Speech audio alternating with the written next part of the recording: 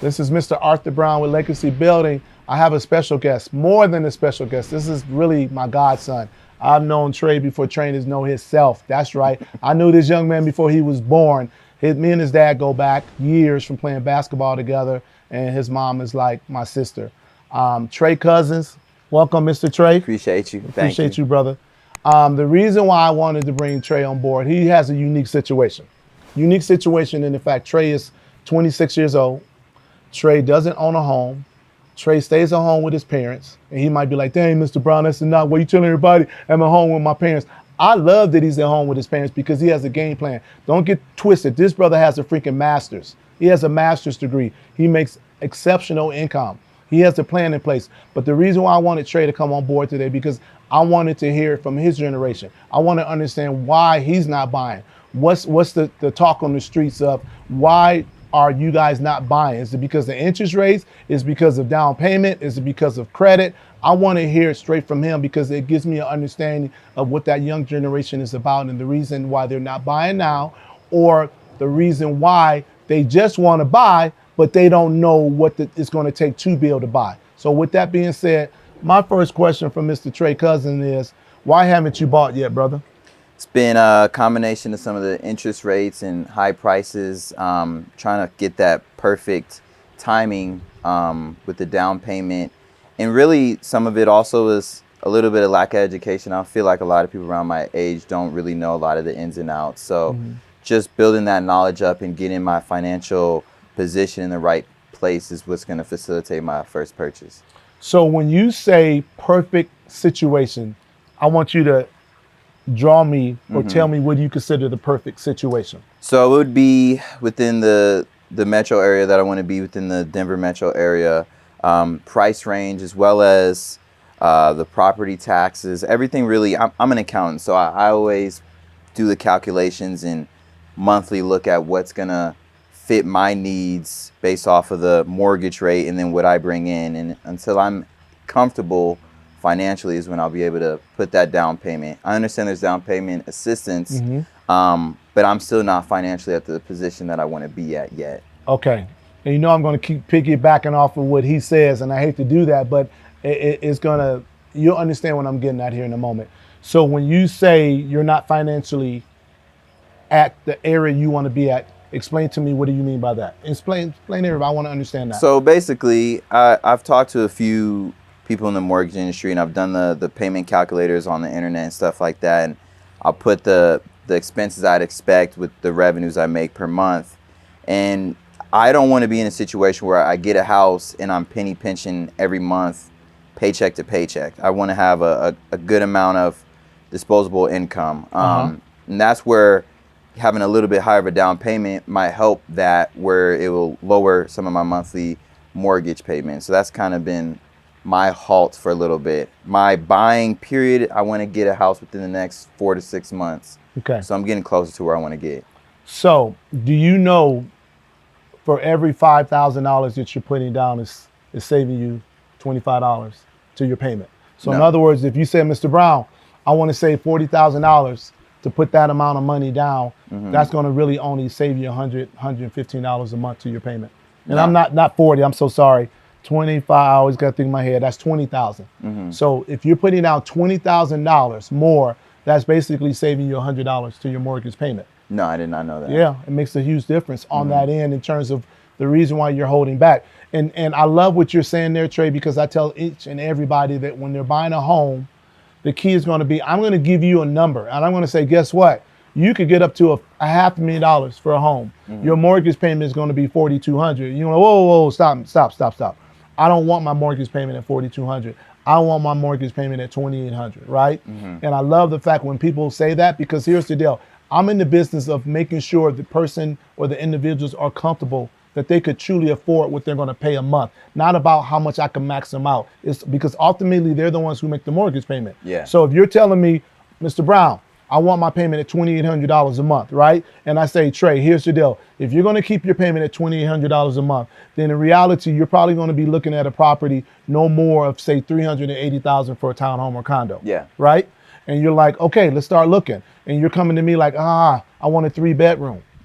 Get you a 2-bedroom. Yeah. Because ultimately, and we've talked about this on a lot of my information I share, that first property, you look at it as your investment property. That's the first property. You're 26 years old. I run across so many people that they come to me and they say, I made the biggest mistake in my life. I said, what is that? I always wanted to own multiple properties. But the first place that I bought it at $560,000.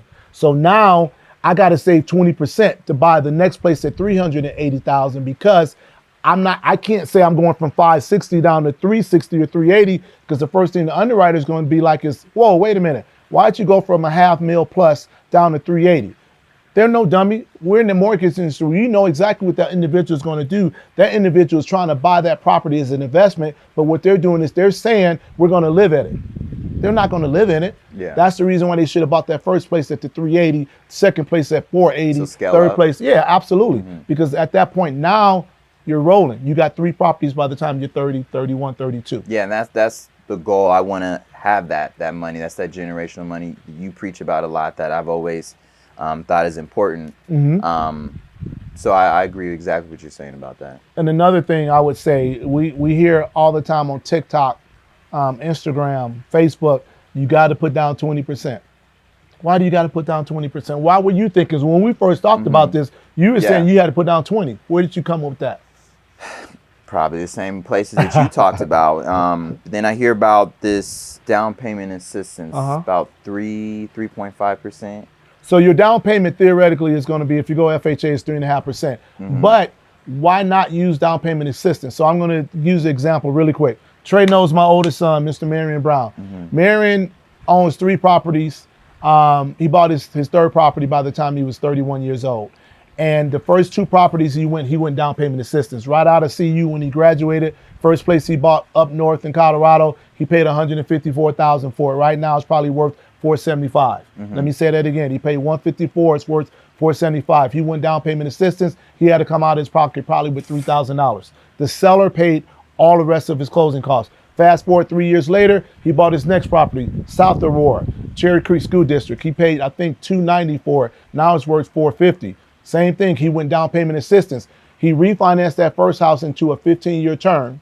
Second house he bought, 30-year down payment assistance. He refinanced that one, got rid of the mortgage insurance, refinanced that one into a 20-year. Third property he bought in Lakewood by Sloan's Lake. Now that property is worth over $500,000 and he paid like $410 for it. He's only been there 2 years, right? So he took the down payment assistance as stepping stones until now he's making good money. Now he's able to buy what he wants to buy and what he could afford. He has over $1 million in real estate and he's in his early 30s. And then get this, he's probably going to stay in this property no more than maybe a year or 2. He's on to his next property. That's what it's about. It's about building generational wealth, because I always tell people, money doesn't change you if you allow it to change you. What money does is it gives you options, right? You're accounting, man. Yeah. Pretty soon in 10, 20, 30 years, you're like, man, I'm done with this. What can I do? You're not touching your 401k because you already know this. If you touch your 401k, by the time you're a certain age, what happens? You get those penalties. Absolutely. So why not have, I call it residual because I'm old school, but it's passive now, guys.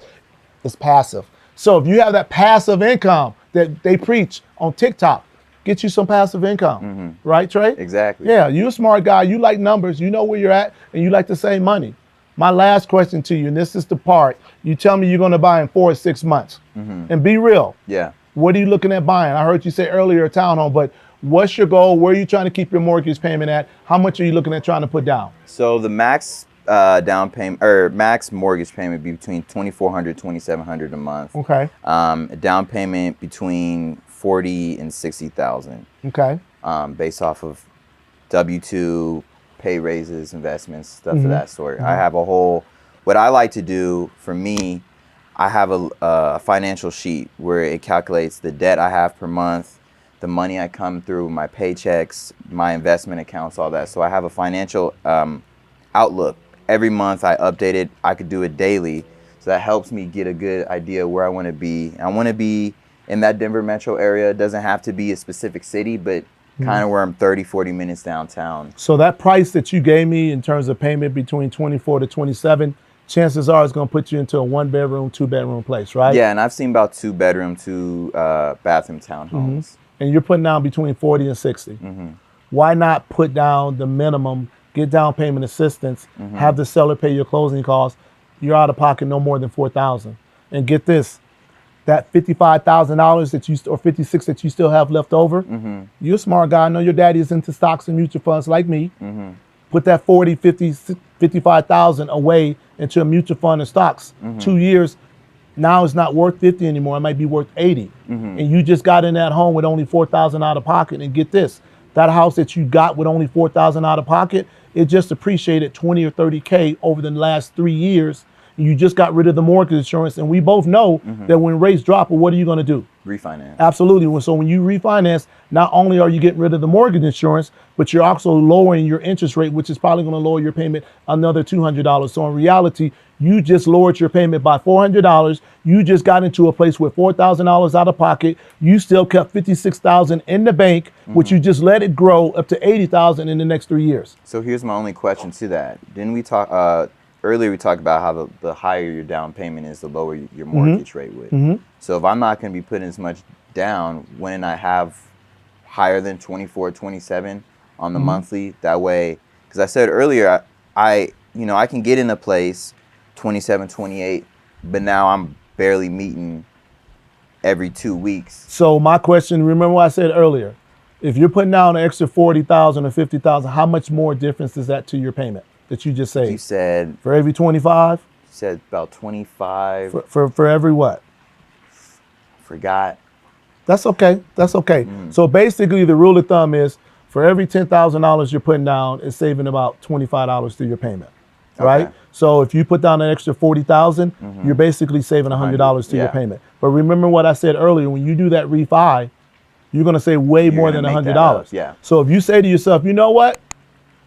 I could squeeze $100 over the next 12 months. Yeah. If I know I could keep 40,000 in the bank, hell yeah, I would do that, right? Yeah. But I love what you did there, Trey, and I respect it. That's the reason why I wanted you to come on board, just to get a glimpse of what you needed to do. So moving forward, when we get you in that home the next 4 or 6 months, you're ready to go. Thank you, brother. Appreciate it. Appreciate it. Thank you, guys, for tuning in once again. Legacy building, here we come. Thank you. God bless.